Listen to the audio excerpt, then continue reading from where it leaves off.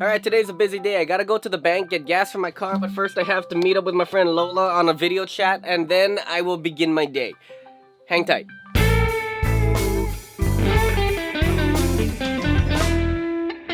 So the reason why I'm going to the bank today is because one of my credit cards stopped working, and that's my food credit card. What's going on there? At the mall. So I found out I don't go there to deal with credit card issues, but I call the number on the card.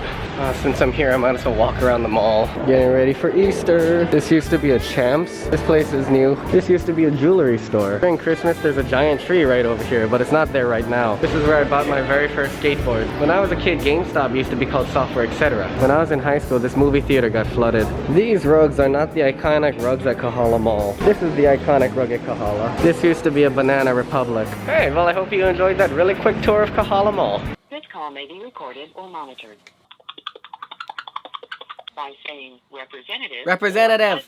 No. Please hold while we No. to the mild No. extension. Oh my god. So it turns out I forgot to activate my card. I guess that shows how often I go out to eat. So if there's one thing that I haven't really talked about a lot, it's the guitars and the equipment that I use to make music. And seeing as how I'm slowly transitioning to be more of a musician again, I thought maybe I'd show you my guitars and what I use them for. This guitar over here is my baby Taylor, literally the very first guitar I ever owned. As you can see, it's been used quite a bit.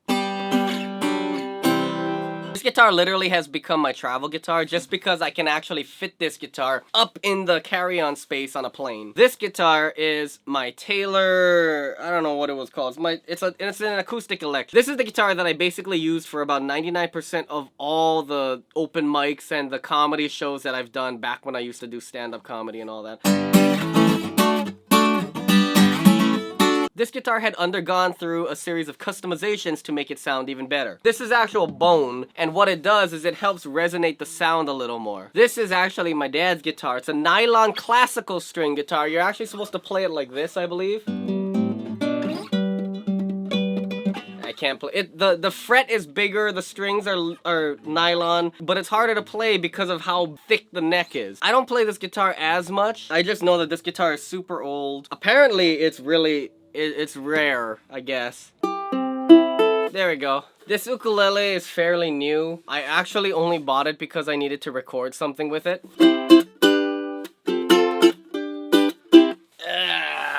During quarantine, I joined a doo-wop band, and this was the instrument of choice for me. When you took my heart and you hit the road.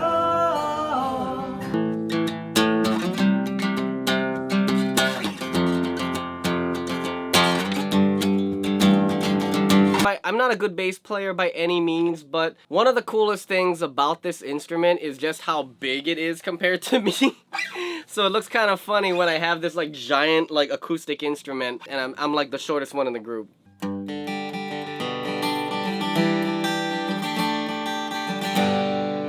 This guitar is my Martian guitar. Most of the time when I'm fiddling on a guitar to play a song, I'll be playing this one. Something about this guitar just sounds right and inspires me. This is like my songwriting guitar. It has a nice bassy sound, but it also gives some nice bright sounds as well. There was actually another guitar that I impulsively bought that was really expensive, and I knew I shouldn't have bought it, but I did. And I ended up writing one song that kind of changed my perspective on music. After I wrote that guitar just didn't sound good. It honestly sounded like there was like some kind of stuffing in the sound hole. So what I did was I went to my buddies at Island Guitars and I told them the situation, and I was like, look, I just want to get rid of this guitar. Can I trade it in or something like that? And I spent a good couple of days just going back and forth to Island Guitars until I found this guitar, and it was exactly what I was looking for, and it was the perfect sound for me. Now let's talk about my electric guitars. This was actually my very first electric guitar that I've had when I was like a little kid. It was a starter guitar that was only like about $100 or something like that, and it came with a really cheap amp that didn't sound good. During quarantine, I was very experimental with discovering a new sound, and this guitar was one of the guitars that I decided to do some surgery on and see if I could give it a new sound. What I did was I replaced the entire front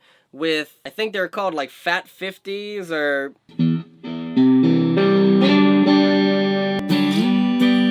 Woo, that sounds so good. I use this guitar a lot on my live streams. Oh, jiggly, shoot them out, get it, as well as to kind of just fiddle around. That guitar paired with the acoustic preamp and the Ibanez tube screamer, that made for a really nice combo on my interface. The bolt is loose there. I can finally use the pliers. There we go, look at that, look at that, I'm using it. The pliers have officially been used on the Swiss Champ. I love this thing.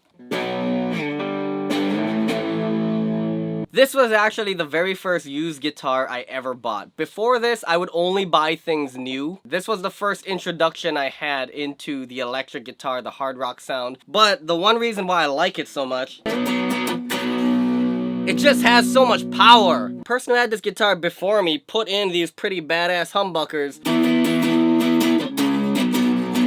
But the next guitar that I have is my most prized guitar. It is the most amount of money I have ever sunk into anything.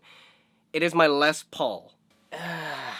This guitar right here is my pride and joy. I don't let anybody play it ever since somebody came over here and touched it with their gel sticky hands and rusted my strings and part of my humbucker. Ever since then, I don't let anybody play this. Nobody touches it unless they want to punch in the dick. You would not believe the amount of trial and error I went through replacing all these pickups to find the right combination that I was looking for. This might be the Seth Lover pickup. I don't remember what pickup this is actually.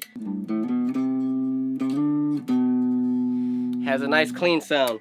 You flip it to the back pickup though. If I am ever going to be a full-time musician, I want to be known for this guitar. I want to be known for the one gold humbucker up front and the gold tuning pegs up there. I want this guitar to be my legacy. I'll be going back to making more hard rock songs in the future because that's kind of where I want to be. Oh, I almost forgot, I have an electric bass. This is a Cowpoke Fender bass. I'm not gonna plug it into my bass amp because it is literally in that suitcase over there. And if I were to take that out, all my guitars would slide to that end. So it's kind of stuck there right now. So for some of my songs that I record bass with, this is the bass that I use. I plug this into my interface that goes into my laptop and I just record from there. I hope you guys enjoyed this video. I hope that it was fun for you guys to see the types of guitars that I have because you always see them in the back of my garage. Now you get to meet them. Let me know which ones was your favorite. I hope you enjoyed this. I'll see you tomorrow for another vlog. Take care guys. Peace out. Headbutt. She's got her gun now. She's ready to fight. Only 7 rounds here tonight, oh. She's gonna get that gold, yeah, she'll be a champion. Don't fly away now, oh, Jiggly. Shoot them out, yeah, Jiggly. Blast those rockets on their head, yeah, Jiggly. Throw the bombs at their ass, oh, Jiggly. Make sure you heal real fast, oh Jiggly. You can do it, beat that, my final Jiggly. Get some shields and heal yourself, oh Jiggly.